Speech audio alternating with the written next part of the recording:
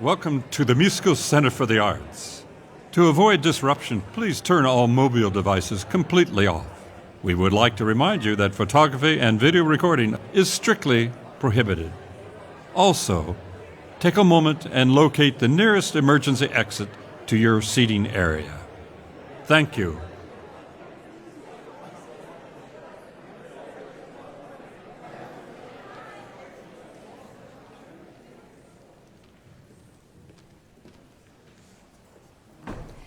Good afternoon. I'm Elizabeth Holloman, the Executive Director of the Orange Chamber of Commerce. On behalf of the Chamber, the City of Orange, and our presenting sponsor, Chapman University, I am pleased to call to order the 2022 State of the City. Please join me in welcoming Pastor Rick Olson, pastor of the Beacon Church, who will lead our invocation. Good afternoon. Doubtless there are many faiths present today, so as I pray, I would invite you to join me as your faith tradition allows. Our Father in heaven, it is fitting that as we enter this season of Thanksgiving, we pause to look back at this last year, and despite the record high gas prices and inflation and the lingering effects of the pandemic, economic uncertainty, and even the shadow of war lingering over our heads, as we gather this afternoon, we do so with grateful hearts for your blessings on this city. This room is filled with civic and business and nonprofit leaders whose slice of orange continues to flourish despite these things. We see new opportunities and new partnerships on the horizon. We see new vision for old problems. Thank you. Give us the courage to step into these issues that need to be addressed with expectation that to whom much is given, much is required. Give us wisdom and love. Please bless today our city, state, and federal leadership, our troops defending us, and those less fortunate than us, especially those without homes. In your Son we pray. Amen.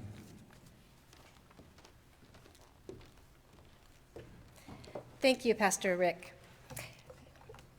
Please stand as we welcome our own Orange Police Department Honor Guard as they present the colors of the United States of America.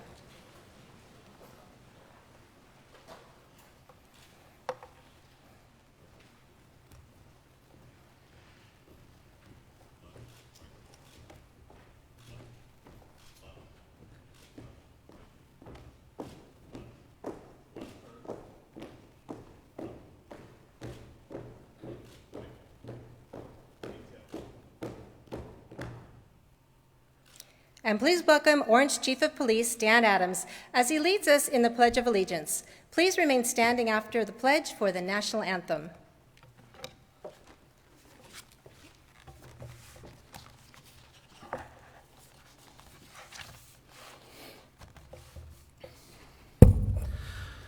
Good afternoon. Thank you, Mayor, for inviting me. And as I've said before, and I like to say publicly, thank you, Mayor Murphy and current council members, for your trust and unwavering support of me and the police department. As our staff works hard every day to reduce crime, we have also hired more police officers in the last year than any other year I can think of in my 32-year career. Our police department is strong, and I want to thank the mayor and council for your strong commitment to public safety. Today, as we pay respects to our nation's flag and prepare to hear the national anthem this afternoon, let us remember that it is the most recognized symbol of freedom and democracy in the world. Today, we stand to show our allegiance as an expression of patriotism, equality under the law, and the right to life, liberty, and the pursuit of happiness. And today, as we prepare to hear the state of our city, we pause and recognize that our flag represents our guiding principles which make our country great. And let us also never forget those who sacrificed everything to defend it. So please, if you're not already standing, please stand if you're able. Place your right hand over your heart and join me today in the Pledge of Allegiance. I pledge allegiance to the flag of the United States of America and to the republic for which it stands, one nation, under God, indivisible, with liberty and justice for all.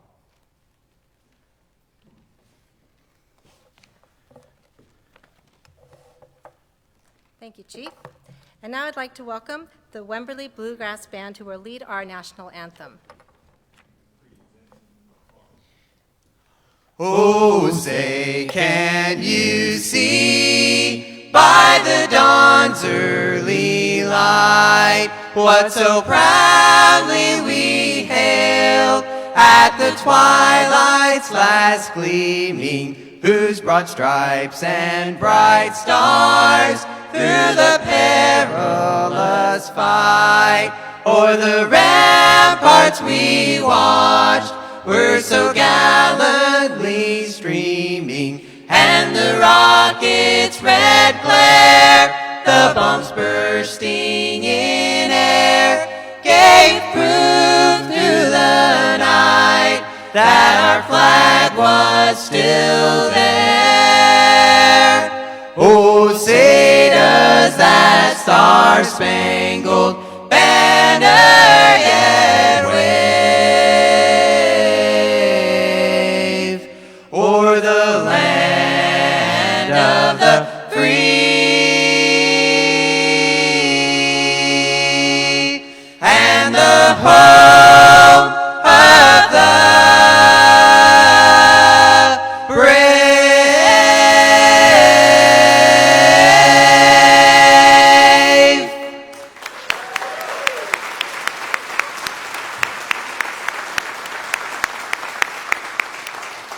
Thank you very much, Wemberleys, and thank you to the Orange Police Department Honor Guard.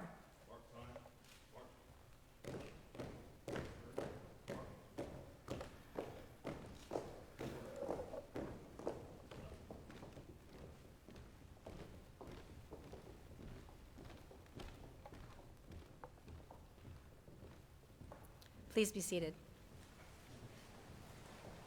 And now I would like to introduce the chairman of the Orange Chamber of Commerce, Mr. Al Rickey.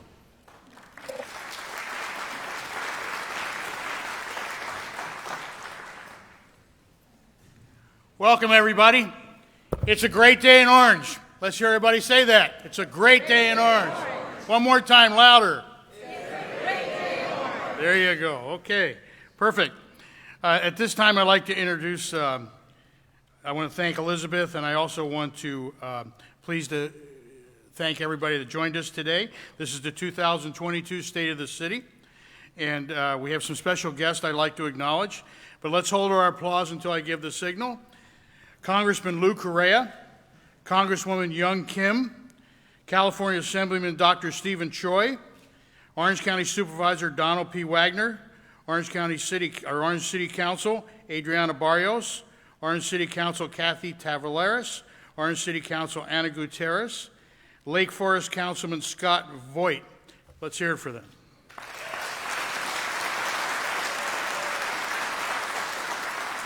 And a special recognition goes to a person that's given a lot to the community and a lot to the city of Orange, and that's former Supervisor Bill Steiner.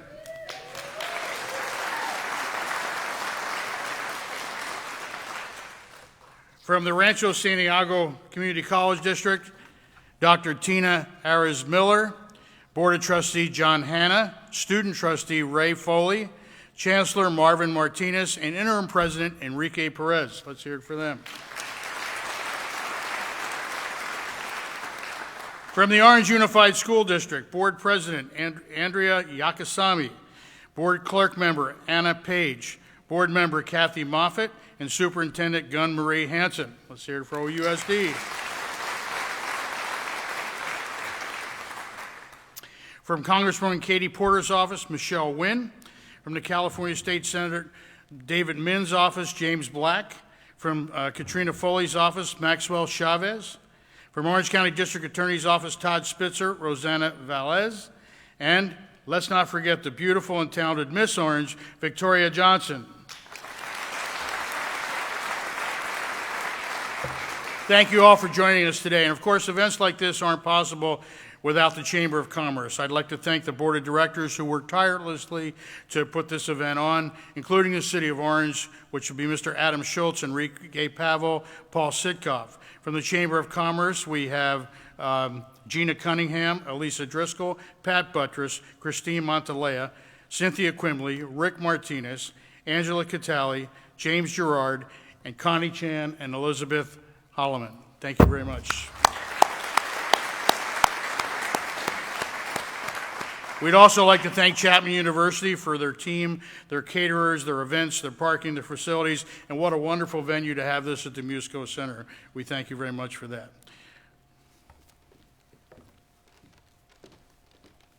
Thank you. We'll just give a second for our slides to catch up. So we have our wonderful board of directors, as you see.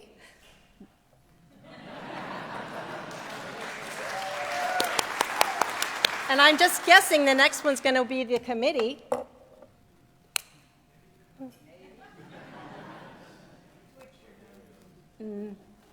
Well, while we're doing that, let me just tell you this. We're going to get to the sponsors in a little bit, and then I'm going to ask you to participate with me just in a rousing huzzah when I get to the parts about the in-kind sponsors who have given us so many goodies to appreciate at the end of whenever these slides change. 1 second, excuse me.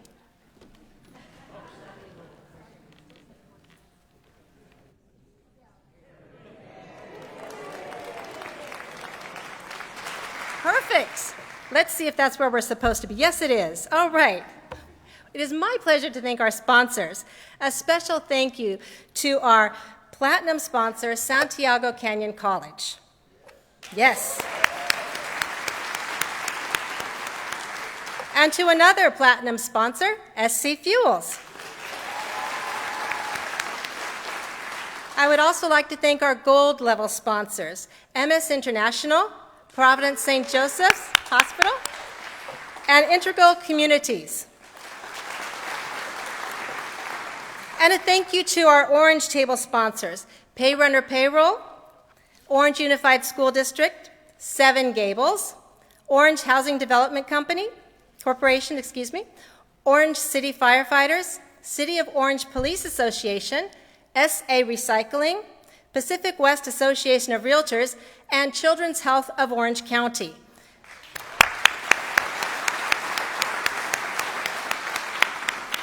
Here's the fun part now. All right, so as I tell you what they've given us, let's give a rousing huzzah. Green Cheek Beer Company for the seltzer. Huzzah! 1886 Brewing Company for the beer. Woo! Citrus City Grill for the wine. Farmers and Merchants Bank for the water. Yay! Nothing Bundt Cakes for the buntlets. Huzzah! Remember, it's one per person. Okay, thank you. The Dizzy Daisy for the centerpieces. Huzzah! Home Depot for the stage greenery. Huzzah! And Homemade for the table linens. Huzzah! And we also have a special treat for the audiences tonight. If you take your ticket, which you can mobile or paper, and go to any of the 10 restaurants, nope, there's more than 10, any of these wonderful restaurants that are chamber members, they are offering 10% off this weekend. So tonight through Sunday, if you show them your ticket on your tab. So let's patronize these sponsors. They're very giving to the chamber, and we really appreciate that. And if you don't have a picture of this, check on the chamber website, pull down to the State of the City, and the list is there. So please enjoy that tonight. So that's an extra special treat. And finally, thank you to our presenting sponsor, Chapman University.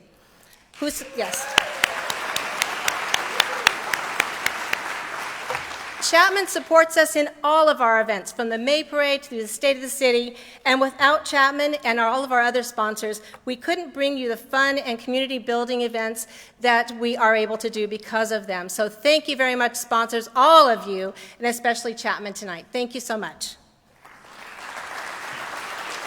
Thank you. And I'll welcome back Al to the stage.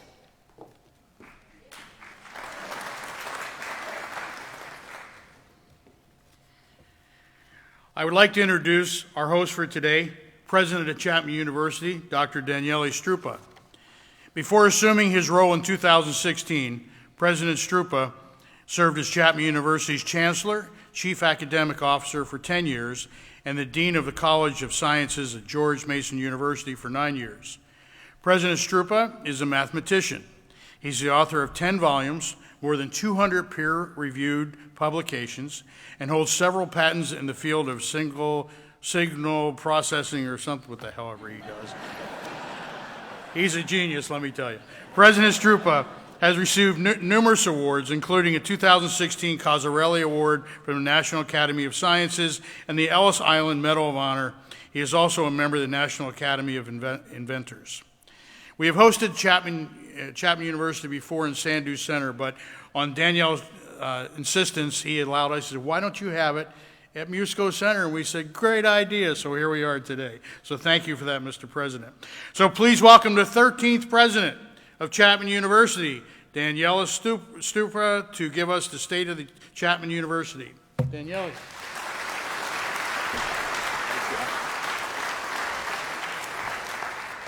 Well, hello everybody. Thank you, Chairman Ricci. And in Italy we say Ricci, but I think here we say Ricci.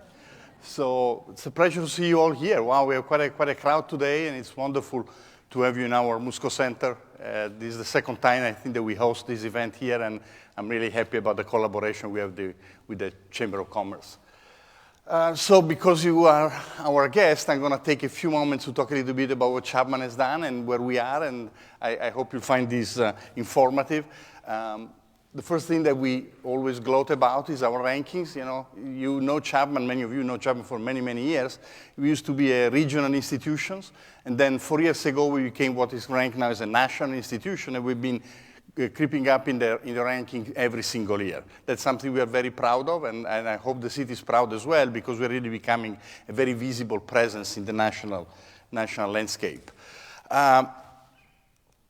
Some of our schools have specialty rankings, and maybe the most glaring one is the one of the Dodge College of Film and Media Arts. We are now number 4 in the nation. This means that we get students really from all around the world that want to come here. It's really amazing when I go and I talk to, recently I was talking to a kid from Paris, France, and I asked her, how do you know about coming to Chapman University in Orange?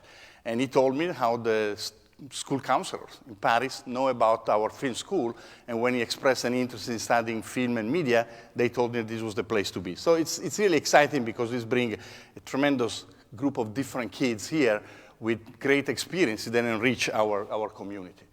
Our business school, the Argyro School of Business and Economics, is another big point of pride. I'm not going to go through all of the schools. I wanted to show you at least these two, but it's a school that we are very proud of, and is again climbing the rankings. And our goal is within the next 5 years to bring it up to top 50 in the nation. Again, point of distinctions that attracts not only students, but faculty of tremendous value. Now, what I want to do in the next few slides is to show some of the very bottom-up collaboration that happened between Chapman and the city, or constituents of the city. What I'm going to show now is not something that we organize centrally, but really are volunteering efforts that start from different parts of the school. For example, our engineering school, the Fowler School of Engineering, that we created only, 3 years ago, has been donating 3D printers to one of the local schools. Our kids, I shouldn't call them kids because they're students in college, but they love to actually go to schools and see how they can transmit some of their enthusiasm. And we have some amazing 3D facilities, and that's what one of the gifts that our students have done for the schools. We also support this project of college readiness. We want high school kids to know the importance of college for their future, and try to give them motivations and ideas and support on how they could, in fact, become college students, and as a path to a different economic future. This is one of my favorites. We have at Chapman one of the best writing programs in the nation. We have some amazing writers in a variety of sub-disciplines. We have what you would call creative writers in the sense of authors of novels and short stories, but we have also non-fiction writers, so people that will write books on true stories and maybe embedded with some creative element there. And we have poets. So we have a complete group of writers, and they love to be in the school system and work with the kids to teach them to write.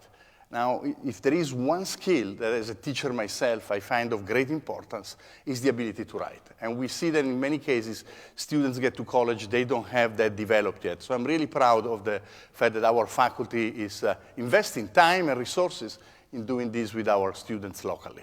They are coached in a kind of a mentoring program. They're given instruments to become better writer. They're given feedback, and that eventually is going to lead them to be better candidates for college as they go forward. This is something else that we have been doing for many, many years, the Stroke Boot Camp.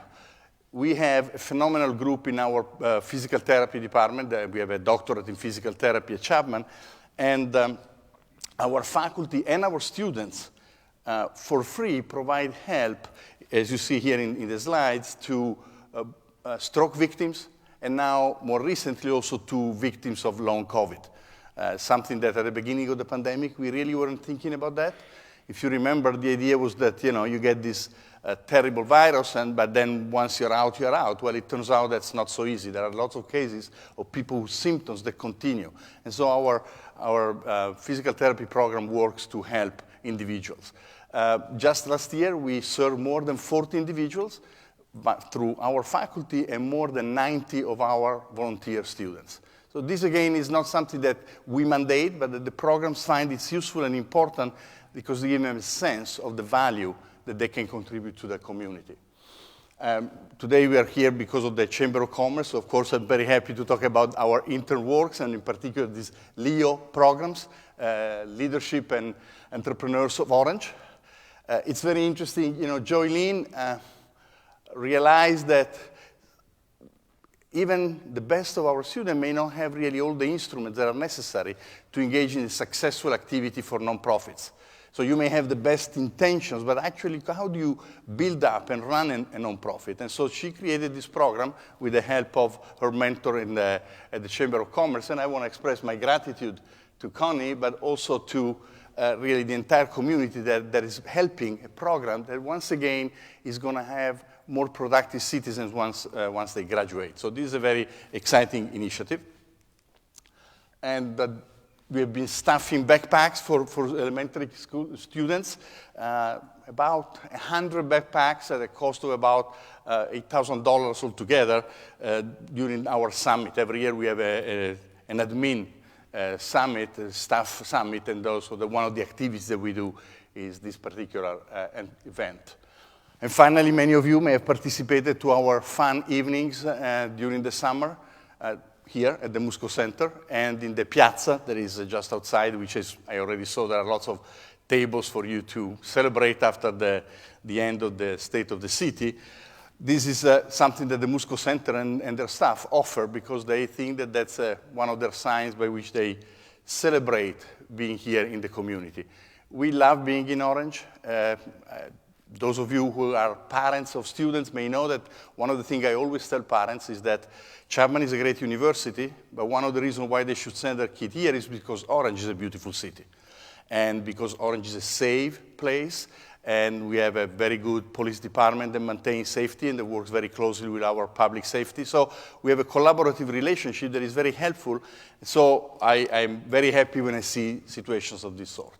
Now I have 3 more slides that are kind of a quick summary of this thing that I brought with me, which is a study of the social and fiscal impact of Chapman on the city of Orange. So I'm not going to keep you here too long because I know you have a very long and exciting program.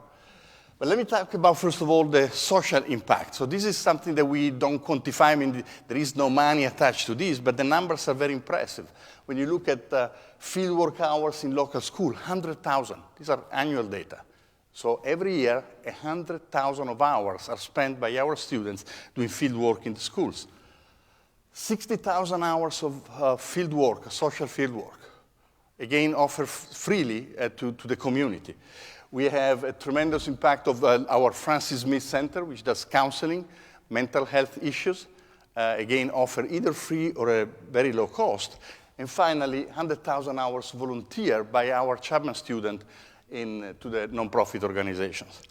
And I think that this, again, is a testimonial of how actually caring our students are, even though I know, and I agree with you, they don't always behave the way we would like. I'm not going to elaborate much more on that. But I think the greatest majority of our students are actually good kids, and they care, and they are educated by us and by our staff. I think Jerry Price is here, Dean of Students. He doesn't want to be recognized in this, but we do actually a lot of work to try to instill in them the meaning of being a good citizen in the community where you are. But in addition to what the students do, there is the fiscal impact, which is gigantic. And today, you are the Chamber of Commerce is hosting this, and I think the members of the Chamber of Commerce know about this number. If you look at the number of jobs that we support in the city, more than 2,600 jobs, $149 million spent yearly in the city. $1.1 million in property taxes. People sometimes think that because we are a non-profit, we don't pay property taxes, but that's really not completely true. As some of you may know, we had an agreement with the city, and we are voluntarily paying $500,000, $500,000 every year, and we now spend more than $4 million since we bought Panther Village, and we took a hotel that was at the intersection of 5 and Chapman and converted into students. And again, the students have collected a significant number of dollars that they've been distributing to local nonprofits. And finally, this is the last slide. The report makes an interesting point that they analyzed several cities, and they saw how the importance of having a university is a stabilizing factor when there is a financial crisis. So during the Great Recession, towns like Orange with a university presence fare much better than towns without a university presence. The university acts like a buffer, because even in a recession time, we still keep employment up, we still make investment in the city, we still spend money. Now, I know you would say, why is President Struppa taking all this time to tell us all these great things? We know them. But I hear also a lot of negative things about the university as I go around, and I feel sad about that because it seems to me they're not put in the right context. As I said before, we know and we acknowledge that our students don't always behave as we'd like them to do, especially when they come as freshmen, and they've still to learn what it means to be a responsible adult. But when you put all of this in context, I think it's fair to say that the university is providing the city with tremendous opportunities, with tremendous support. And frankly, I think in addition to everything I've shown here, the fact of the intellectual community, the lively community you have here is a tremendous value. I know because I enjoy spending the evening when I finish working and I walk down the Glassell and into the Circle and I go to a restaurant. The vitality is something that I find very attractive. The fact that people can come and listen to lectures or concerts, in many cases free, is another big point. So I don't want to bore you more than this. I just wanted to sort of illustrate to you why I think Chapman is an important presence in the city and why we are looking forward to more collaboration with you all. And now I leave you to the core of your celebration today. Thank you very much.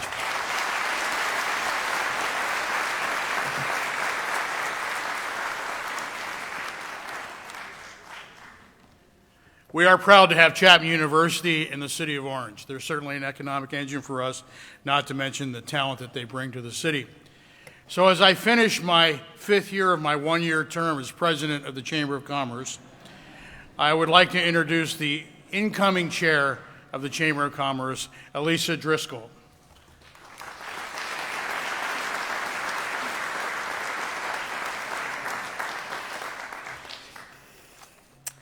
Thank you, Al. It's my pleasure today to officially graduate the most recent class of Leadership Orange. Do we have any Leadership Orange alumni in the audience today? Fantastic. Now, this isn't just any class. This is the Resilient Leadership Orange class of 2020 through 2022. COVID halted the program halfway through, but our participants really rallied, and we're proud to recognize them there today. For over 25 years, the Leadership Orange program has cultivated civic and community leaders from the city of Orange and beyond. Through this program, participants get an inside look of how our city is run and why Orange is one of the best cities in the world. It's been my pleasure to chair the Leadership Orange program and work alongside this wonderful class.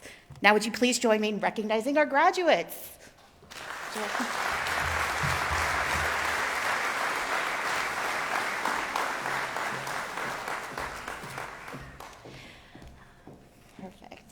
Angeline Catali Boydot, Ricky Realty.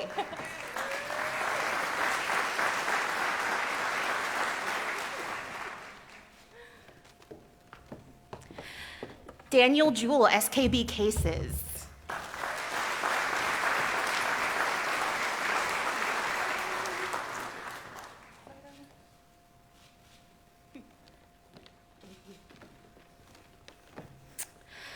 Rebecca Martinez, Brick Curriculum and Design and Consulting.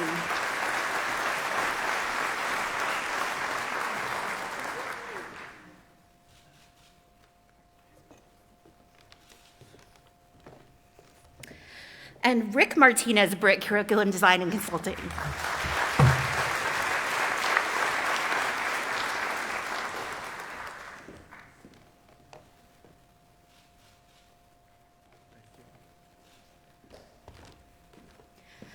Lieutenant Al Rodriguez, Chapman University.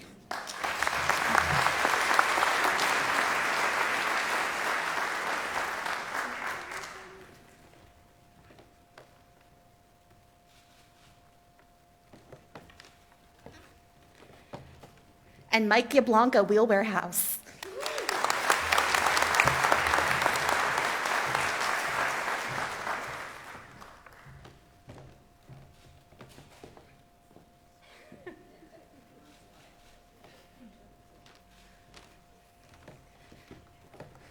Let's give our graduates a round of applause, can we?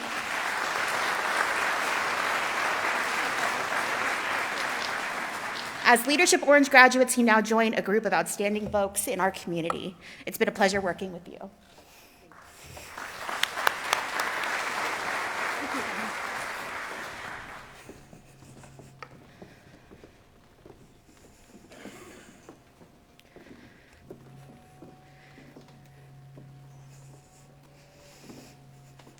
Now, please join me in welcoming 2019 Orange Citizen of the Year, Margaret Granke, who will present the 2021 Citizen of the Year.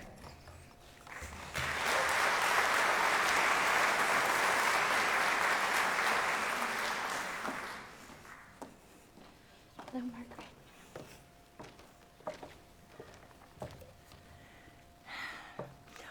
Our 2021 Citizen of the Year has been a loyal and valued member of the Community Foundation of Orange, CFO, since 2008 and is the current board president. She takes her responsibility very seriously and has committed herself to seeing growth at the Community Foundation Board and its involvement in the city. She is a founding member of our Connect Orange California program, working hard to connect the nonprofits in our city. In addition to her active role on the CFO, and the 2020 Citizen of the Year is on the executive team of GOCAT, Greater Orange Community Arts Theater, working tirelessly to support the capital campaign to build a much-needed arts theater at Grijalva Park. She is a decades-long member of the Rotary Club of Orange, meeting weekly to help strengthen our city. She has a passion for the homeless and the hungry and has volunteered on many occasions at Skyview School and at the Old Mary's Kitchen. She was a business owner in the city of Orange for many years, building her sign fabrication business from the ground up. While recently retired, she continues to find ways to selflessly give back where she is needed. You will often find her teaching handbells to youth and adults alike. Our 2021 Citizen of the Year is a humble, hardworking woman of character. Her thoughtful, deliberate actions are designed to help those less fortunate. She is most deserving of this recognition. It is my great pleasure to announce the 2021 Citizen of the Year, Moira Singer.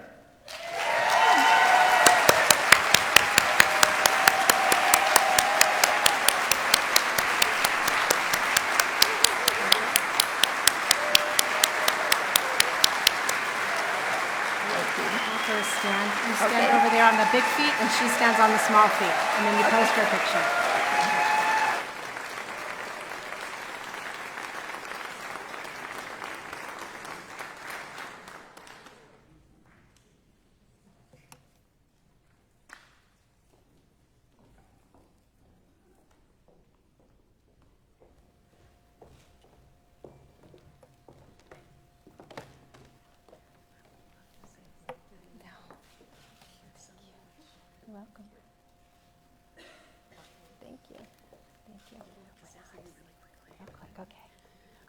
I moved around a lot as a child, and I was always jealous of the kids that would say, "Oh, I've known her since 2nd grade.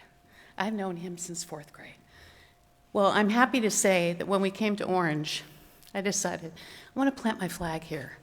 And I've been here 51 years and love the city. Thank you. This is an unbelievable honor. Thank you so much.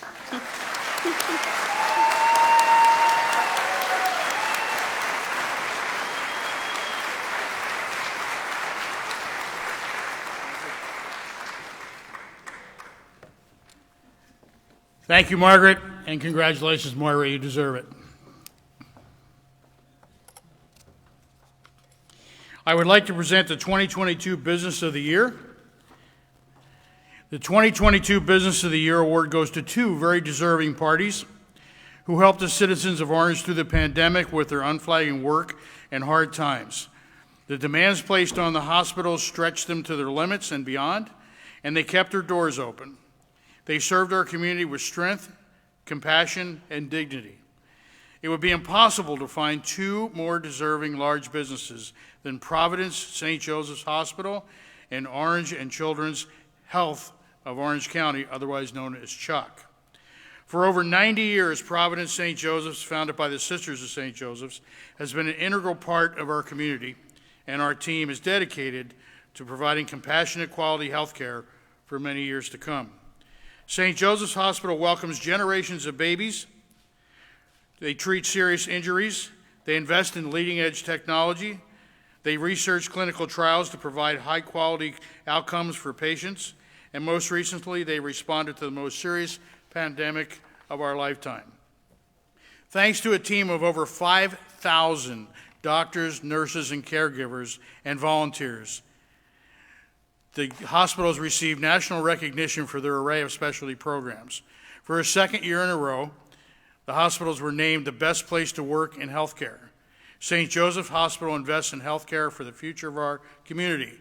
Construction is underway on a 137,000 square foot Women and Family Center to open early 2024. That same year, the hospital will also open a 20-bed progressive care facility, both funded by philanthropic support. I got that. They are proud to serve as our dear neighbor. Please welcome Michelle Genova, Chief Nursing Officer from Providence St. Joseph's. And on behalf of the Orange Chamber of Commerce, I present you with the 2022 Large Business of the Year Award.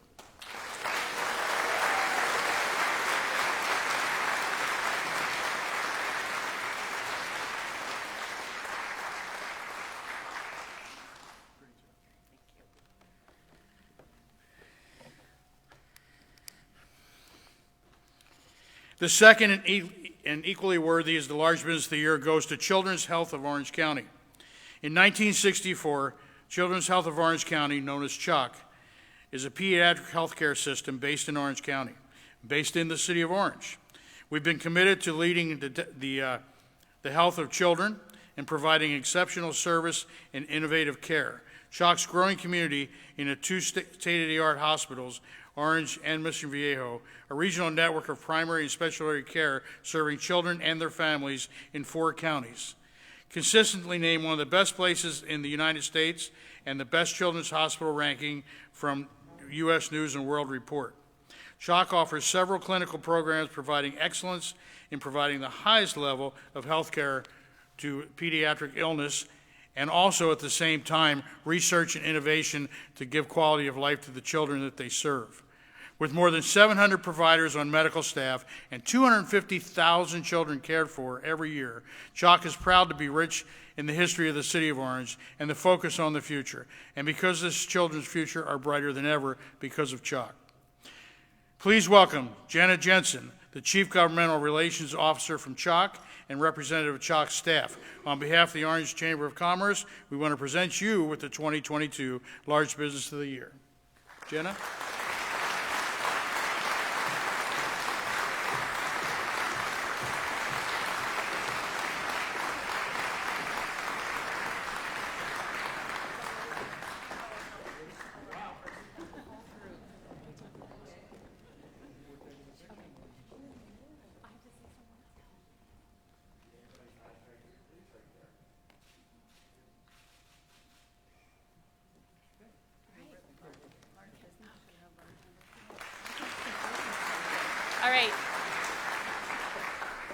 My team promised me I wasn't going to have to speak today, so I'm not expecting to speak. I just want to say again, I say it all the time. I've been at Chalk for almost 30 years, and just about every year at some point I reflect on how fortunate we are to be located in the city of Orange. We've had such a long partnership with the city council, the planning commission, the city staff. Everybody is just outstanding, and once again, just want to remark on how lucky we are to be located here in Orange, and how blessed we are to be able to serve this wonderful community. So thank you so much.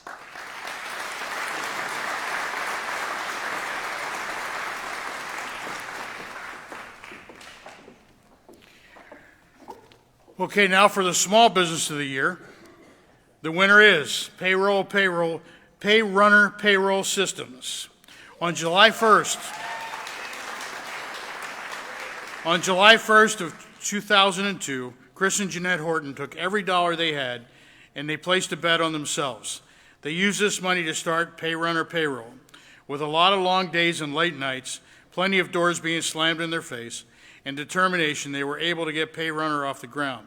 Chris and Jeanette make a powerful husband and wife team, not only at Payrunner Payroll, but in the community. The same month Payrunner Payroll opened up, they decided to join the Chamber of Commerce, and in Chris Horton's words, it's the best business decision they ever made. Chris has been very active in the Chamber and every networking group. He's chaired every committee the Orange has ever offered. Jeanette ran the office and the daily business, which allowed Chris time to become involved in the community. Chris and Jeanette have 2 boys, and they volunteer not only at Chamber events, but many other nonprofits throughout the city, such as the Community Foundation, Autism at Work, and Foundation Games, Rotary, the Orange County Workforce Development, just to name a few. Please welcome Jeanette and Chris Horton, the owners of Payrunner Payroll. And on behalf of the Orange Chamber of Commerce, congratulations.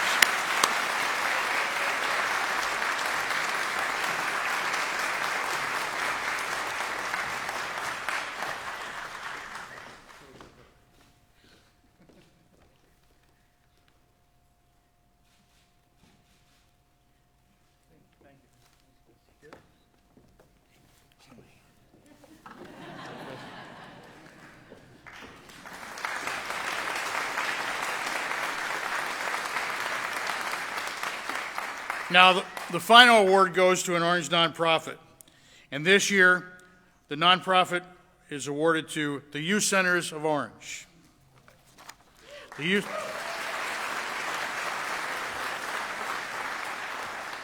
Youth Centers of Orange is a free after-school program currently operating in 4 locations in the city of Orange. It provides a safe place for kids of all ages, of 5 and above, on their way to high school. And from 2 to 6 o'clock, they have their classes Monday through Friday. Not only do they focus on fun, enriching, and engaging activities, but they focus on character development. Serving over 400 kids last year, they hope to serve an even greater amount this next year. And as the mission states, they are empowering youth with skills and strength to succeed. Please welcome Joanna Furman and Edgar Garcia from the Youth Centers of Orange. Congratulations.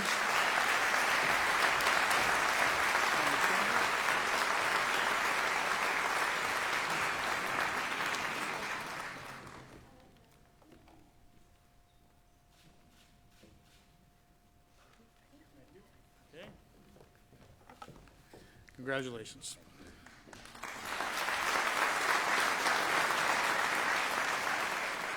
Before our main event, we have a new award. And this new award is very worthy because the citizen and his business have done so much for the city of Orange. To introduce this special person, we have a special person in line.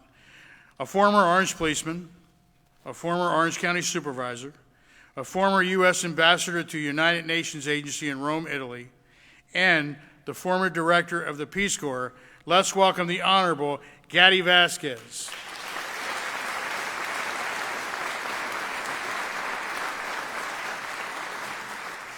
Thank you very much, ladies and gentlemen, and it's an amazing honor and privilege for me this afternoon to be able to call attention to and honor the first ever Corporate Citizen of the Year Award. This is no exaggeration when I tell you that I cannot possibly enumerate all of the many, many acts of generosity that this man has done over the past 30 years. He has given millions of dollars to hospitals, eye clinics, charities, educational institutions, and nonprofits around the world. But for our purposes today, I will focus on his good works right here in Orange. Our Corporate Citizen of the Year owns a business in Orange that has generated $17 million in tax revenue for the city of Orange over the past 3 years. He employs 500 associates in Orange, and get this, 350,000 worldwide. During the pandemic, he donated $2 million to St. Joseph Hospital for COVID relief that included 17 oxygen plants, 2,800 oxygen concentrators, and 600,000 face masks. His donations to the Lestanic Clinic, free clinic, enable them to provide surgeries to 200 patients, double their number of surgeries per month, and double the number of days their mobile eye unit is available for free eye exams. He has donated 100 iPads to the Orange Senior Center and $60,000 to help feed the homeless. Take any of those numbers and multiply them exponentially, and that is what he has done worldwide. 10,000 iPads donated for education, 12,000 oxygen concentrators to India, $250,000 to Sahara Cares to support victims of domestic violence. These are but a few examples. He has a one-on-one matching program to encourage employees to give to 200 charities across America. His philanthropic trust supports Habitat for Humanity, United Cerebral Palsy, Pretend City, the Orange Senior Center, and many more. Our Corporate Citizen or Citizen of the Year, Corporate Citizen of the Year, is the co-founder and CEO of MS International, MSI, the largest distributor in the world of countertops, wall tiles, flooring, and landscaping materials. He came to the United States in 1967 and started his business 44 years ago with his wife, Rika. It has grown to a $3 billion a year company importing material from 38 countries and 50 locations in North America. This very individual has touched the lives of millions of people around the world, throughout the world, and through his charitable works. And we are so privileged that he calls Orange his corporate home. Ladies and gentlemen, I think you will agree with me that these contributions to society, to our nation, and to our community here locally are extraordinary. Would you please join me and welcome the 2022 Corporate Citizen of the Year, Mr. Manu Shah.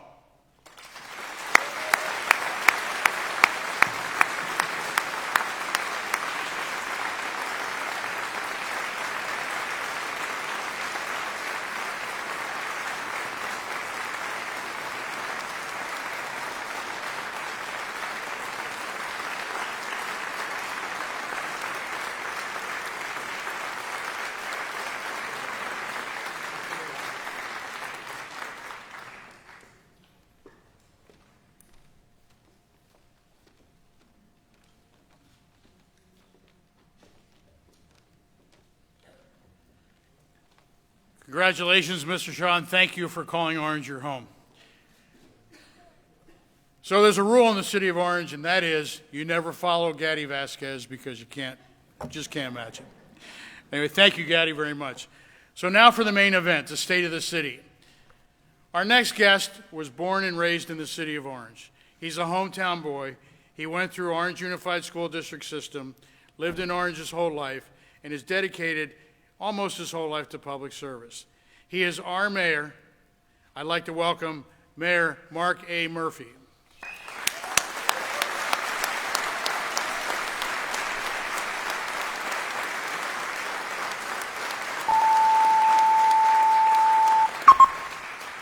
Ladies and gentlemen, due to circumstances beyond our control, the mayor's State of the City presentation may be delayed. The event will continue as soon as Mayor Murphy arrives. Hey, welcome to the State of the City. I'll be there in a minute, okay? Wait a second. I forgot my notes. It's lucky we're at Chapman University with State of the City. They think of everything. They even provided me an assistant. Oh, Fu. Wow, good job, Fu. Can I have that? Thank you. Wait, I got something for you. Here you go. Enjoy that. Lots of memory. Talk to you soon.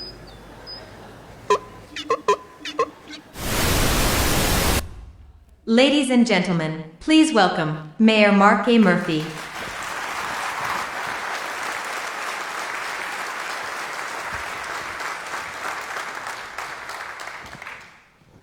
You thought you got lucky and got cocktails early, huh?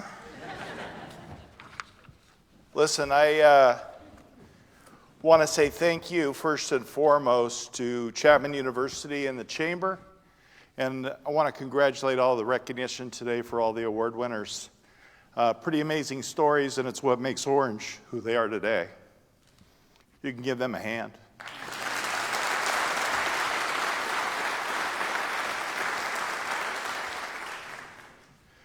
Okay, well, I have to start with the most important things, and that's introducing my wife. And she's right down here close in the front, right? Where is she? Oh, she's in the VIP wing. Look at that. Vicki Murphy.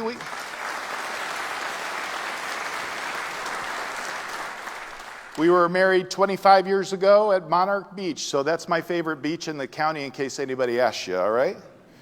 Also, my mom, Lois, 93 years old last Thursday, and I'm allowed to say that. And finally, the first dog of Orange, Harley, is right up there in the wings as well, and he gave me the okay to work with Fu today. He's going to watch this on TV, he said. So I want to introduce you to folks that I think you know, the council, and they've been mentioned earlier, but I want to mention them again, and that is the Mayor Pro Tem, Kim Nichols, Councilmember Chip Monaco, Councilmember Ariana Barrios, Councilmember John Dimitru, Councilmember Kathy Tavaleras, and Councilmember Ana Gutierrez. I do want to take a moment and say that this will be sort of one of the final thank yous that we do for the Mayor Pro Tem and Councilmember Monaco, both of whom will be leaving the council during the next election. So I would like to just recognize them for their special extraordinary contributions as well. But all 7 of us work hard to look out for the quality of life and the best interests in the city of Orange. And so I wanted to be sure you had a chance to see their photos again. We have 2 other elected officials in Orange. And Pamela Coleman, I believe she's here. Are you here, Pamela? Okay. Yeah, see, you have to make a noise. I can't always see the point.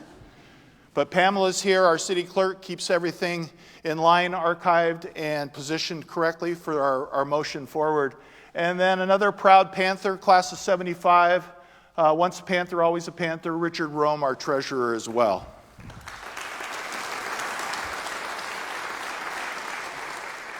It's been a busy year and will continue to be a busy year. You know, we went to district representation and we are about to finalize that transition with this election cycle. So all 6 districts will have elected their own individual representatives. The mayor is still elected at large, but this will actually close off a 2-year path to get from transition 1, 2-year ago election when we elected the first district people, and now we're finishing it all up. So it's quite the transition, but I will say as well, I think it's great to have perspectives from folks that live in different parts of the community to make sure all interests are represented and well represented at that. I think, you know what, I'm going to do you guys a big favor because it's not lost on me that I'm the last thing between you guys and cocktails. So what I'm going to do is they're going to show a little video next about businesses and things going on in Orange. I'll be back in a minute. I promise I won't go outside.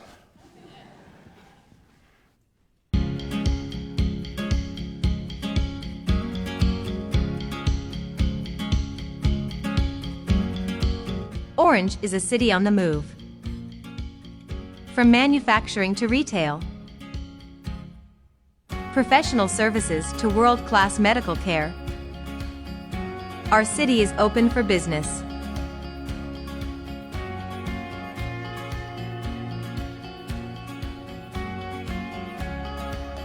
Hi, I'm Todd Klug. I'm the General Manager here at Ray's Coca-Cola Bottling Company in Orange, California. We are the proud distributor of Coca-Cola products here in Orange County and centered here in Orange. We're primarily focused in California, Nevada, along with the Midwest. It's when the first soda fountain opened up in Old Town. We were there. This facility in Orange opened in 1986. That's when we first came to the city of Orange and have been doing business here ever since. The consumers and the customers are the fabric of who we are and how we serve. It's not just we service the community, we are the community. We're very grateful for the city of Orange. Hi, I'm Rick Fraser, CEO of Rodrigo's Mexican Grill in the city of Orange. My parents met and got married in the city of Orange. Hi, welcome to Rodrigo's Mexican Grill.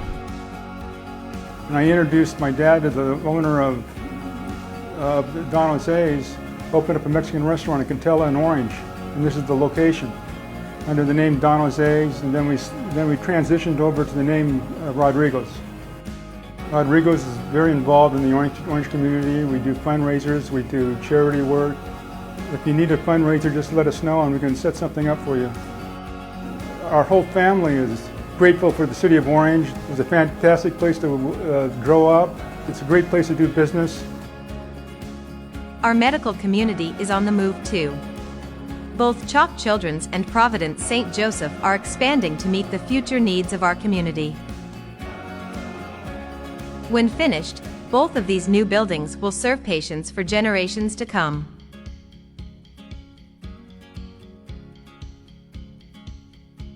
Hi, I'm Trey Selman with Selman Chevrolet. This year we're proudly celebrating our 70th anniversary. Since Selman Chevrolet opened in 1952, we have tried hard to support the local community. We're very involved in both the educational and youth sports programs throughout the city. Thank you for all the years of supporting our business. We've tried to be a great partner to the community and continue to support the community that has supported us.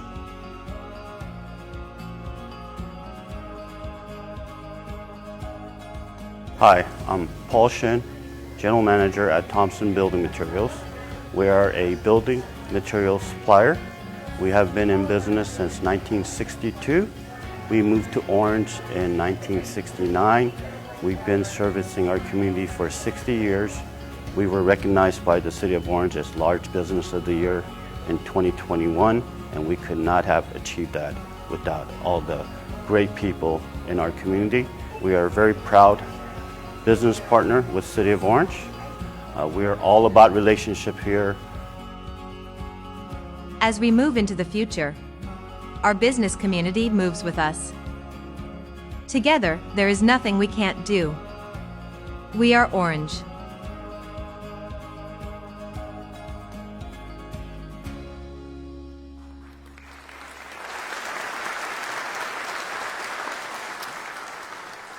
Those are just a few of the great stories of businesses that have prospered in the city of Orange, continue to invest in the city of Orange, and make Orange that quality place to live, work, and raise a family. I want to touch on some of the departments and some of the accomplishments that have gone on this past year. Community development, led this year by interim Susan Galvin, and she's actually back in the city manager's office now, but instituted a partnership with the Orange Chamber, collaborating on programs and initiatives that support the business community. The Old Town Focus Group, merchants, owners to develop solutions around parking and enhancing the economic viability of Old Town while balancing the needs of the neighborhood around them, both short-term and long-term. An interactive virtual directory of Old Town Orange businesses featuring point-to-point directions as well. And design standards and in the environmental assessment currently going on. We had the Paseo. It worked wonders during the pandemic. We want to see what we can have learned from that and see if there are parts of it that may be applied seasonally or otherwise to the plaza as lessons learned. Try to make lemonade out of the lemon, so to speak, with the pandemic.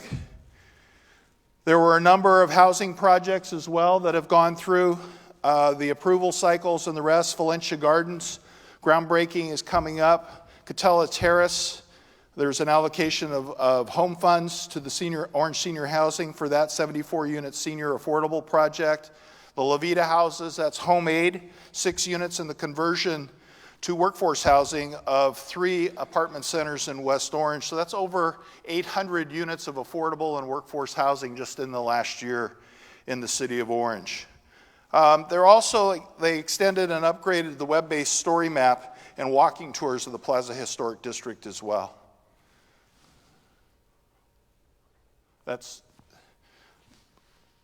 And if you haven't seen that online, take a minute and take a look at it, because the whole thing is very well done, and it also gives a virtual cultural history tour.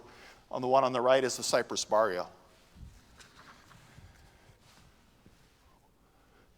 You know, all of our health businesses and hospitals and treatment centers in Orange are first class, and we're so fortunate 2 of them were recognized just a minute ago.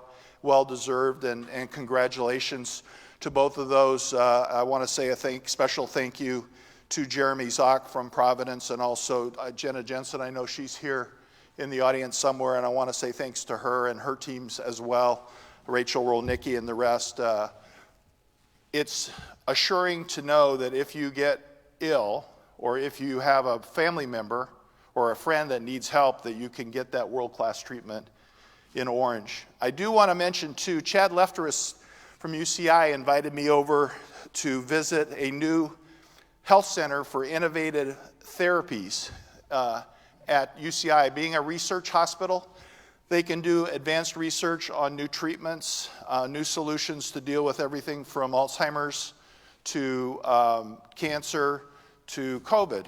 And this allows them to do the research, but also provide opportunities for people that need the treatment and are willing to sign up for the part of the research of the treatment to get really state-of-the-art, brand new treatments that aren't available anywhere else in the country. And that, again, is UCI investing in the city of Orange. So for me, all of that is just an outstanding situation. Whole bunch of projects as well, investment with everything from what we've already talked about with St. Joseph's, Providence, the Medical Office Center, the Richland, Valencia Gardens, I mentioned, the Park Plaza Memory Care, Grove Residential Specific Plan, Express Car Wash, the Next Burger Restaurant. These are all examples of businesses, large and small, investing in our city and recognizing the benefits that go along with that. I'm going to get out of the way, and we're going to run another video and talk a little bit more about what's going on in the city of Orange.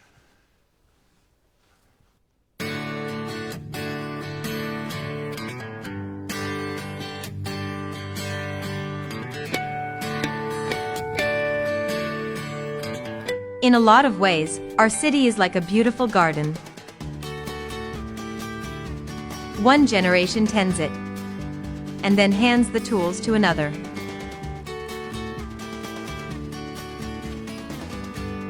And just like a garden, it takes planning, tending, and nurturing.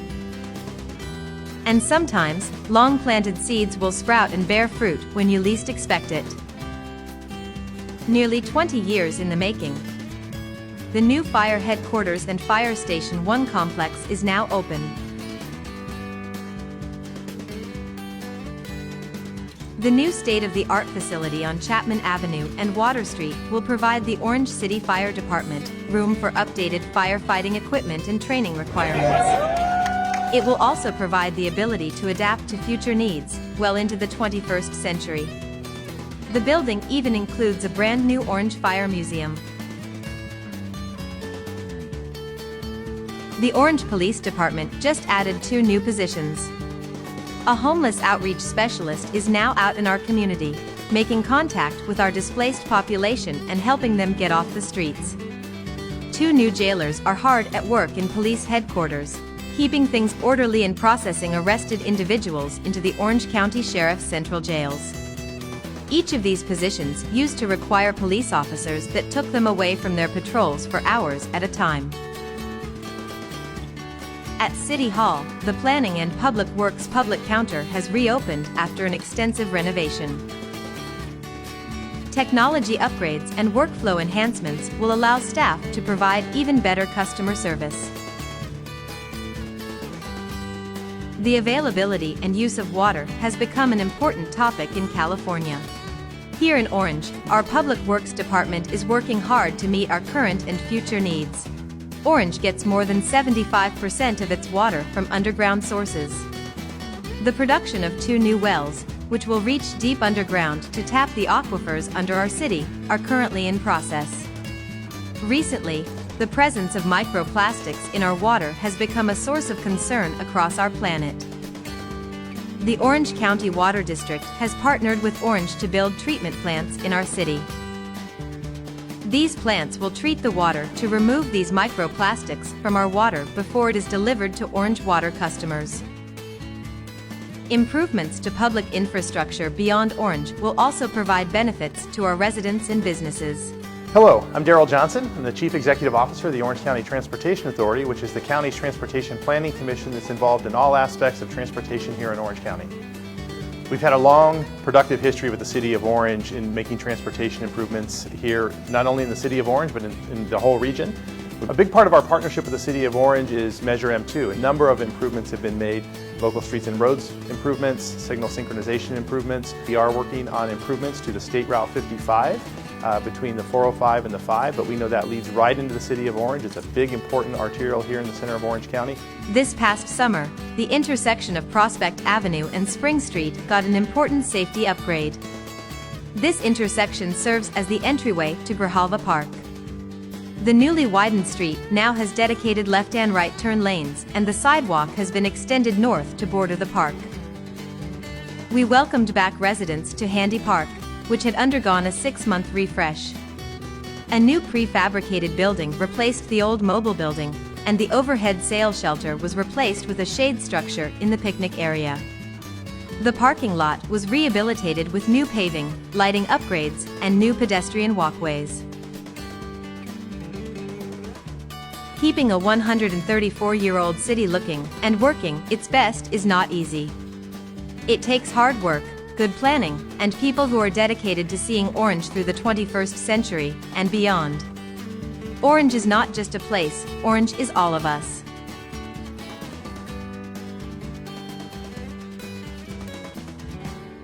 Some stuff going on, huh?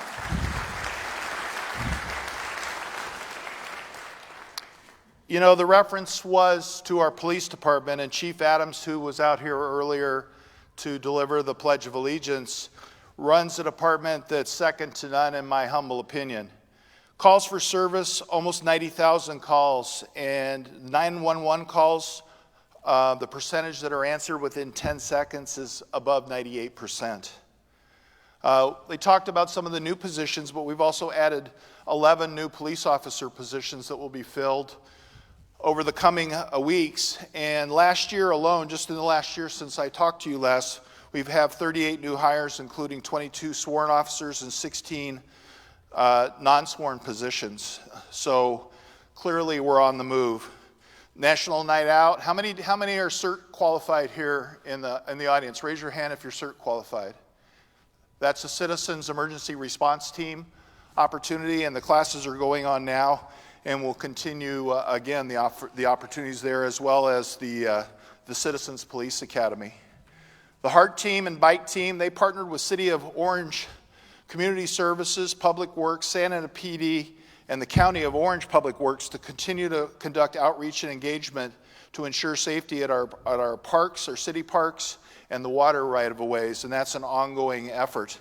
As well, our Field Services Division, HEART and BIKE teams have developed ongoing collaboration with everybody from Orange County Mental Health, Be Well OC, the PERT team, that's Psychiatric Emergency and Response, and Crisis Assessment team to continue engagement with those that are displaced and try and find an opportunity for them and a pathway to a different trajectory and off the streets. And in fact, 95 individuals are currently in sheltered situations or treatment situations or both, since we took over some of that activity earlier this year with the concentrated effort. So it's really making a difference in the community and the rest.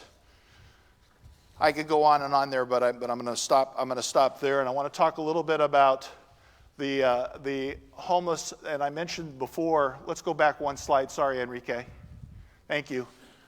By the way, Enrique in our technology department and clerk's office does a great job of presenting and putting the slides together and all, and he keeps me on pace. Is he doing okay so far?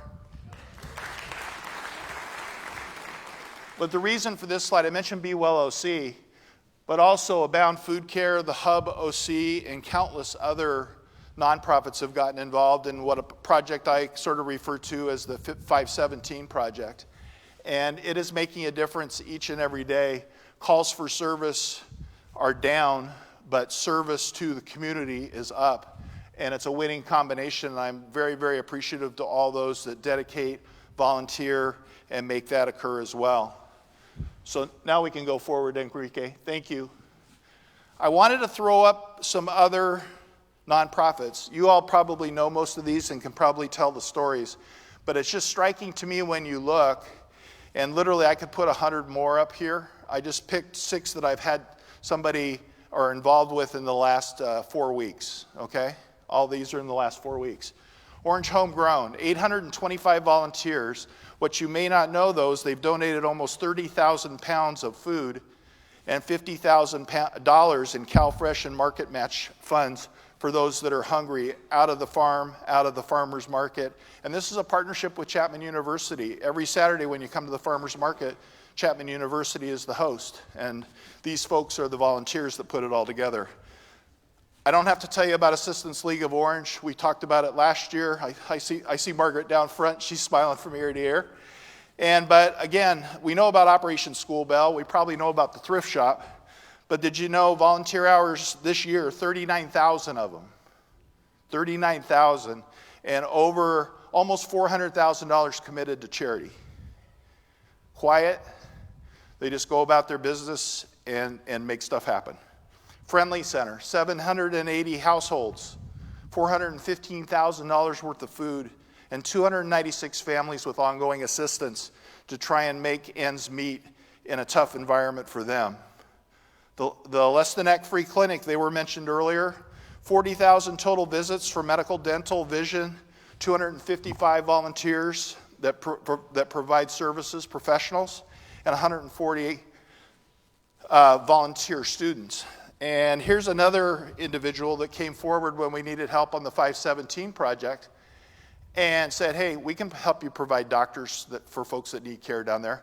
We've got dentists, and oh, by the way, we have ophthalmologists and optometrists, and we have a mobile van that will grind glasses while you wait in 10 minutes. Quietly operated on Chapman Avenue for years, and a wonderful organization. Homemade, I mentioned La Vida Village, the 6-unit project on La Vida. But what I didn't mention is literally almost 1.3 million critically essential items for families that are having a tough time make it here in the Orange County area. And then Love Orange, last Saturday they had their service day in the city of Orange. It's a collaboration of faith-based and nonprofits that get together, identify targets of need, do service projects, and then every other year they have 500 high school students come in from around the country and do a couple days of workshops as to why it's important to volunteer, why it's important to be active in your community, and then they go out and do service projects in the community with them as well. So they're yet another great component that makes the city of Orange what it is today. Let's talk about HR. You know, every department head tells me everything starts with them, by the way. And that's good to have that approach. But I would submit to you that if you can't hire the best and maintain the best in employees, you have a whole lot of other problems. Do I have an amen to that for the business community out there? Monica Espinosa and her team, think of this, 100 recruitments, almost 7,000 employment applications, qualified 672 candidates, and hired 131 new employees. Just this is calendar year this year. She's not done yet working, and I threw it on the floor. And also background checks, where required, does all the background checking for that as well. So I wanted to be sure you saw her and her team because I think they do an extraordinary job of hiring the best and brightest for us to serve in the city of Orange. Let's go on to fire. 16,000 incidents, that's a 10% increase. Basically what happened was it dropped off during the pandemic and came right back up. From 2020 to here, it's just under 10.5%. But they've also responded to 22 state mission fires throughout the state of California and Oregon this year as well. That's the new part of the job, the mutual aid and providing backup support for other areas. It used to be a couple times a year maybe, but it's 22 times this year already. They've hired 13 new firefighters. They talked about the ambulance operators and the importance of that. We talked a little bit about the new headquarters. Okay, I got to point something out. I'm sorry, I got to break off script here a little bit. You ever notice when there's a group picture, and I'm talking about the one on the left, or excuse me, the one on my right, your left, okay? There's always somebody that tries to stick out, right? Now, who, in your opinion, looks a little different in the center of the picture with the Stars and Stripes shorts on? Okay? Well, that's our deputy chief, all right? And so there's a proud tradition in the fire department, if we say it's so, that he's sticking out in that picture and deserves special credit. He gets to buy pie and ice cream for the whole department. So what do you think? Can I have a round of applause? All right. I don't think he's here, but you all have to vouch for me because I'm sure I'll be getting a text here in a couple minutes. But we opened the station. Actually, it was yesterday that we had the public opening, and that's another great example of a team effort. Literally every department in the city teamed up with the fire department to work through the planning, to work through the contracting, to find the right sources, to find the right plan, and design a world-class station that's going to serve for the next 50 to 60 years at minimum. And this is a great example of that. Here's something that blows me away. The contractors that we selected bid this in early 2020. Anybody remember what was happening about then? Anybody heard about construction costs? That inflation thing they keep talking about, right? That you see when you go fill up your gas like I did this morning at $6.60 a gallon. Well, they not only bid it, they held to the bid and they held to the schedule. So literally what was bid in 2020, this was constructed for. And in fact, on top of that, with our finance department being on top of the funding and the bonds to build it, we actually saved money in the long run. And frankly, it's built for about $10 million less than if we were to go out today and bond it and start over again. So it's an extraordinary job all the way through.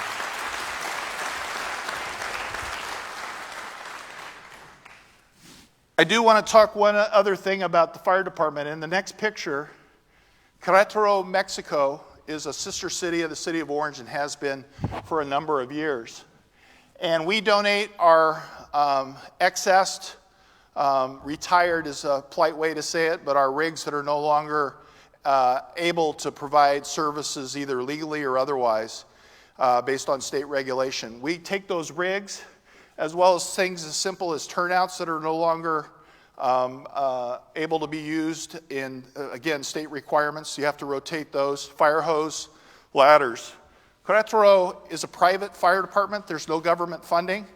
And it's very rewarding. The guys tell me, and actually John Dimitru went down the last time with them, one of my colleagues, and they literally saw a fire, got called, and rode a fire, and here rolls up two of the old orange apparatus and turnouts that had orange painted out and the rest, and they're using them for life-saving skills each and every day down there. So I've got a chance to meet the president of the fire board and some of her associates when they came up to receive the rig. And I'm not sure, is there one more picture for Querétaro or no? That might be the only one. What I was going to tell you is part of the proud tradition in fire department, police department, any sort of public safety organization is history. And Scott Conniff just retired from Orange Fire after, I believe it was 31 or 32 years.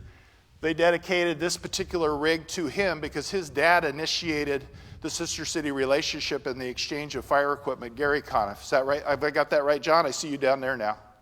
Yes? And so it was particularly poignant on this particular case because this particular engine went down as well and has a combination of the Orange ID and the Conniff family recognition, as well as going into service, daily service for the citizens down there.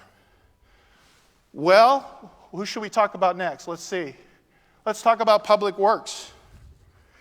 You heard about the right turn lane and Prospect and Spring. There's a reason for that. You probably have heard we have visioning going on for at least 3 additional resources out at Grijalva Park. And so in order to do that, in order to ensure the safe entrance and exit, ingress and egress as they call it in the official terms, this project was very, very necessary. But I'm looking forward next year to begin some of the additional visioning work on a community arts theater, GoCat. You can clap for that.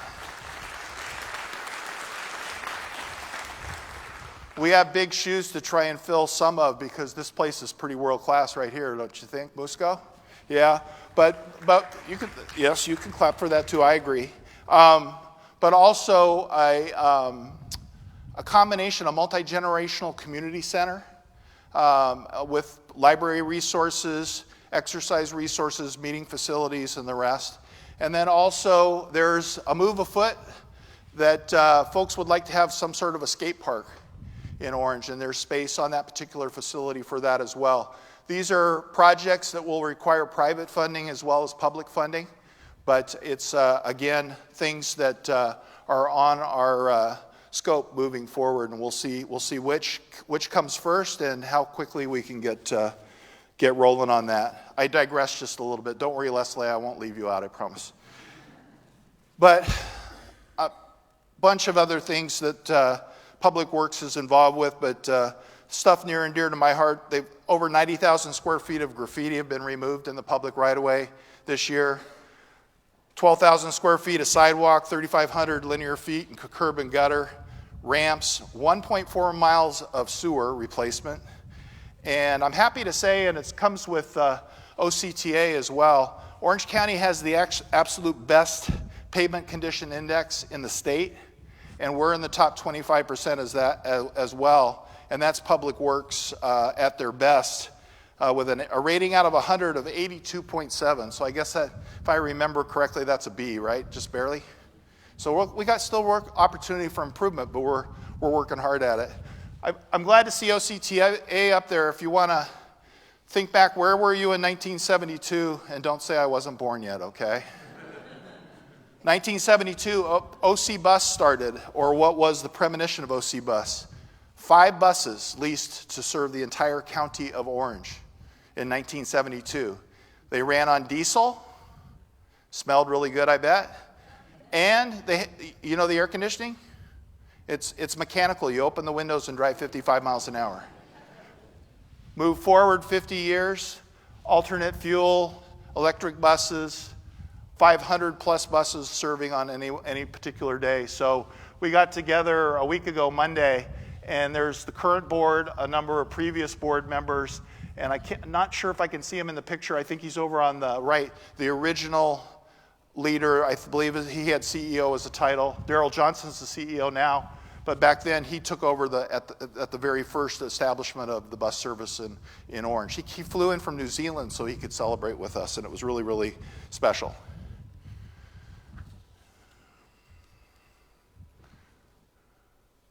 What's next, Enrique? Do we have...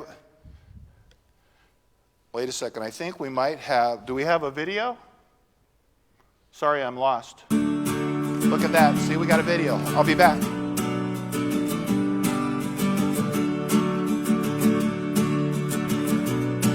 Orange is about family.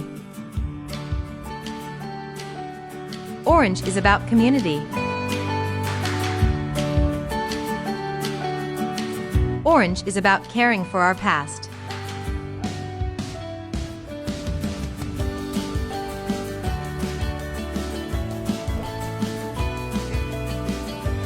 And working today. to make a better tomorrow.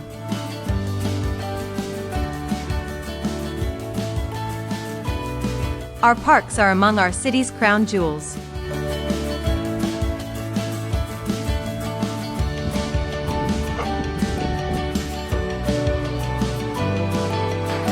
In March, community volunteers came out to both Yorba and Grijalva parks to plant 65 trees as part of a statewide initiative to amplify the urban forest in California. At Hart Park, a $2 million federal grant will go towards the construction of a new pickleball facility.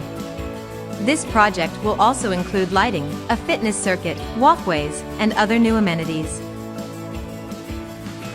Our community events have delighted generations of our residents, like the Orange May Parade, which returned this year after a 2-year hiatus. Come on down to the City of Orange May Parade!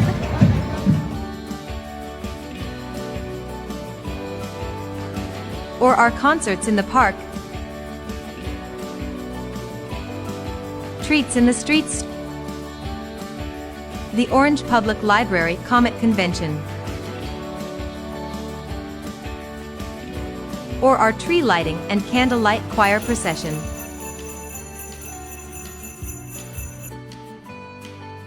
Orange is also home to world-class schools. Hello, I'm Gunmarie Hansen, Superintendent of Orange Unified School District, your award-winning public schools in the City of Orange. We are very proud of the work that we do in Orange Unified in adapting to the needs of our community. Recently, we completed the Science STEM Center at El Medina High School. We also just completed the El Medina Aquatic Center after a long renovation period. Orange High School also has a STEM center with state-of-the-art facilities on their campus. Here at Orange Unified, we are very proud of our academic programs and our ability to meet the needs of our community. Hi, my name is Dr. Tina Arias Miller. I'm Board President of the Rancho Santiago Community College District Board of Trustees. Community colleges are a vital part of the community because they're the only higher education system that impacts all segments of a community. We partner with several agencies, including the Orange Water Division, to develop our water science program that prepares our students to walk in ready to do their job as professionals. We're currently working to launch a new program which will allow us to be able to offer a bachelor's degree in water sciences. SCC looks forward to cultivating our partnerships with the City of Orange and the Chamber of Commerce, supporting their events and being an active participant in this great city.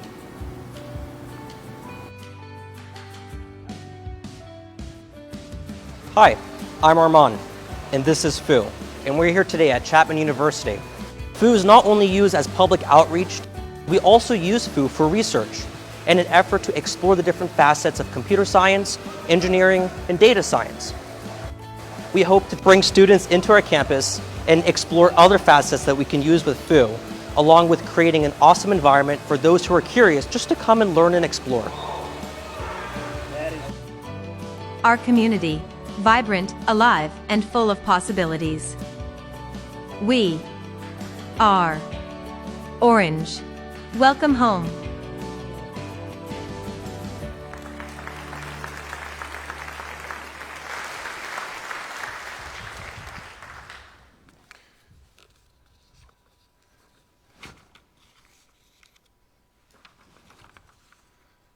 All right. Again, great examples of what's going on in Orange, our educational community, and the fact that people want to collaborate, come together, and do great things for the City of Orange. I do want to chat a little bit about our libraries, led by Dave Curtis. Sorry, excuse me one second.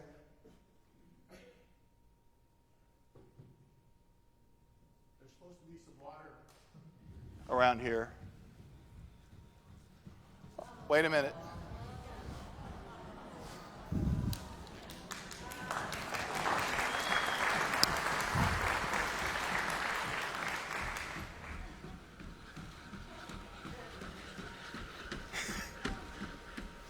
Hey, Fu. You shouldn't have. Thank you. And look, it's orange water also, by the way. Good job, buddy. What? You want something? You want something? You want to watch the rest of the show?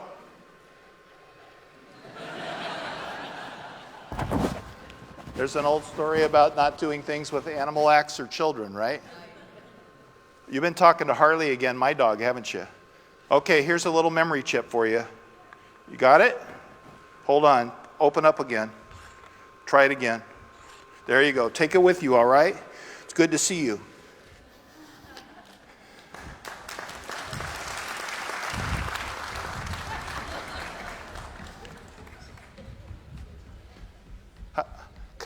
Kind of amazing when you think about it, right? That is not your erector set robot that we all built in the 60s and 70s. It's amazing the technology in that, including the gyros, the balance, the perspectives it has, the cameras it has on it, the dexterity it has. And it's really going a long way to provide hands-on learning at Chapman University for technologies that's going to serve the next generation and beyond. So I couldn't help and resist having them as a part, and Chapman was a great partner and said, absolutely, you can have FOO at your disposal. So let's talk about libraries. All of the homework centers and the branch libraries have gone back to full-time hours and operating. We also have celebrated local history with Heritage Days and the 75 years of equal rights, Mendez versus Westminster program, 75 years ago. They do classes for DIY photo preservation, oral history workshops, collaboration with other city departments, and local historical groups as well. One thing I would encourage, if you have a family member or somebody that's lived in Orange for a long time or has a particular perspective or story, if you don't have a way to capture that oral history, contact us in the History Center and we'll set it up so you will be able to do that. It's incredibly valuable and incredibly important to capture those stories while we have the opportunity to hear them firsthand.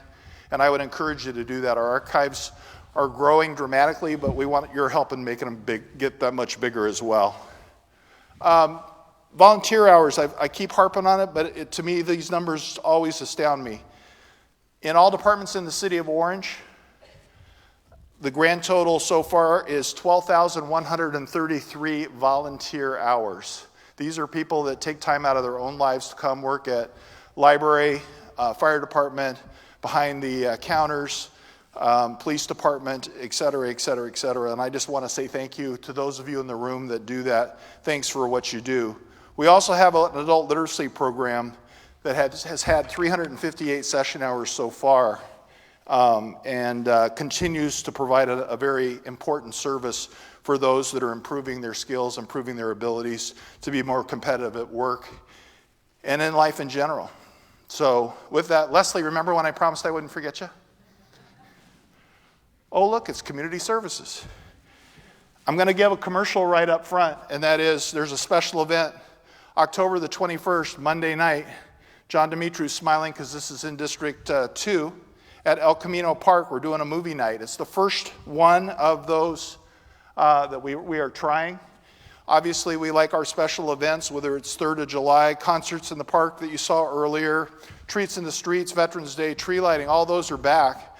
But we have a reinstated Park Planning and Community Events Commission, and they're doing a really good job of coming up with ideas and expanding the thought process of what can we do for get-togethers, for community events, and having them out in the community. So I wanted a special shout out for them because the movie night in the park is a good example of that.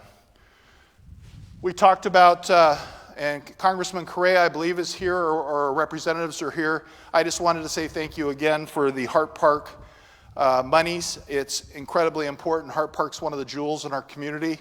And the pickleball park got a lot of PR, certainly, but the improvements to that park, including acquisition, quite candidly, of a piece of the park that had been on a long-term lease, believe it or not, was all a part of this. And Lou went to bat for us and brought it home for West Orange. So thank you to Congressman Correa for that. I mentioned earlier the 517 project, and we talked a little bit about what it is and why it is, but community services has really been the umbrella that's taken that activity over on Struck. And there was never a question of if it was going to be done, it was when do you want us to start. And I really applaud the entire Community Services Department for delivering a world-class solution to a very challenging problem, and to the delight of many, many folks, both patrons of the service as well as Judge Carter in federal court. So it's a win-win when you got both sides of the equation happy. So thank you to that. And that's due to the able leadership of Leslie Hardy, who's right down there in the front.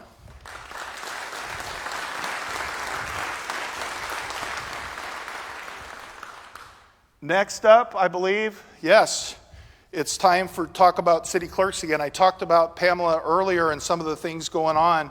If you're ready to travel, they do passport service as well as the archiving and the rest of the things for the city. And you can go right down there and get your passport done. I think Pamela does, you provide overnight service, right, Pamela?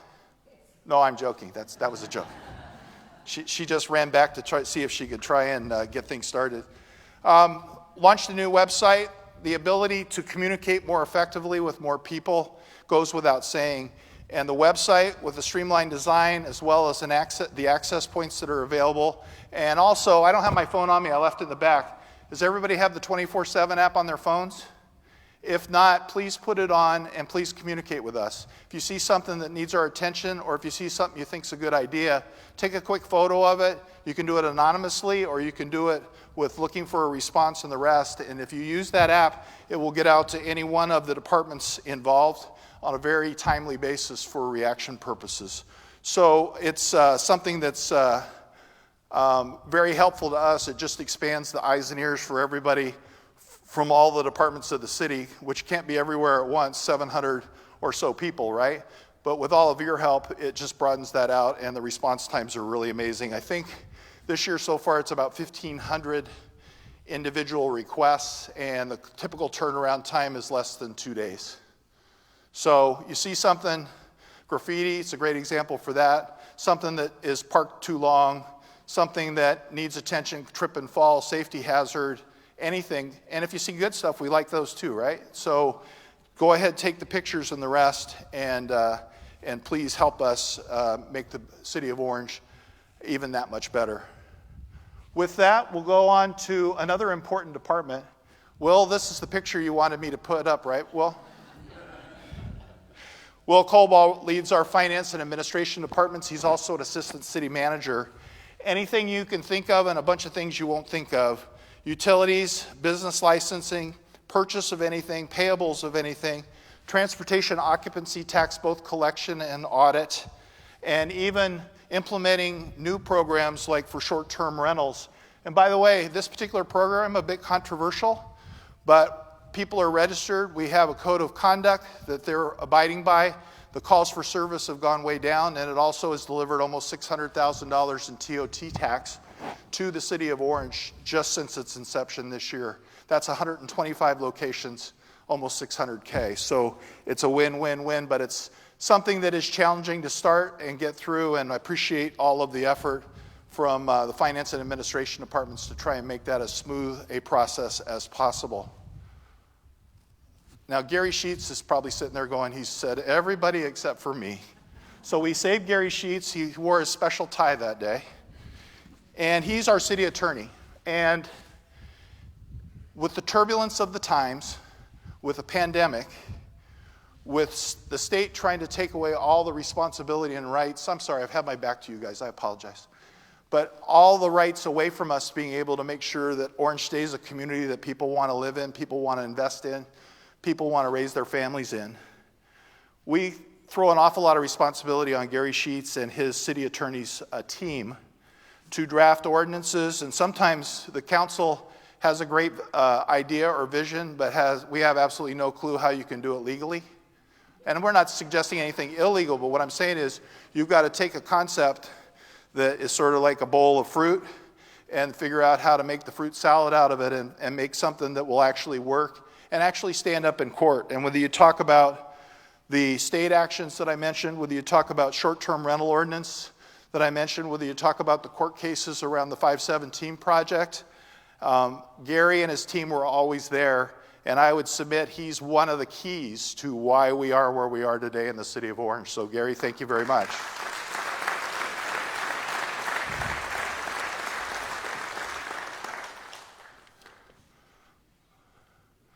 So looking ahead, the council and I plan to continue doing what we're doing, keeping Orange a place that is important on everybody's mind, foremost of thought related to quality of life, related to new businesses, related to raising a family, and being business friendly, because everybody recognizes it, or you should. Oh, it said presenter, please stand here. Sorry, I was supposed to be over here. The business and their energy and their provision of either sales tax, jobs, employment, or the rest, that's the heart of the city that makes everything go. We're fortunate that our sales tax numbers are up, our property tax numbers are up, but it's not an accident. It's a concerted effort between folks like the Chamber of Commerce, between businesses in Orange, large and small, that when times were tough with the pandemic, we were getting together and trying to figure out, gosh, what can we do? And, you know, the outdoor dining thing, everybody gets a lot of talk about, but there was a whole bunch of different things that came to light out of that emergency. And like I like to say, if you got a bad situation, let's figure out what we did learn out of it that's good, and let's continue to use it, right? So I'm privileged to be the mayor of my hometown, and I want to say thank you very much. God bless Orange.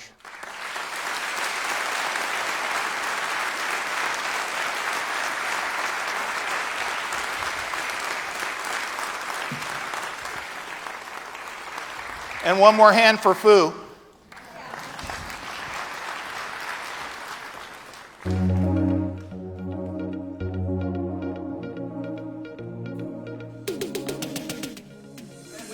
We thank you all for coming to the State of the City 2022. There'll be a reception out in the front lawn there, and wish you all have a good time. Thank you very much for attending.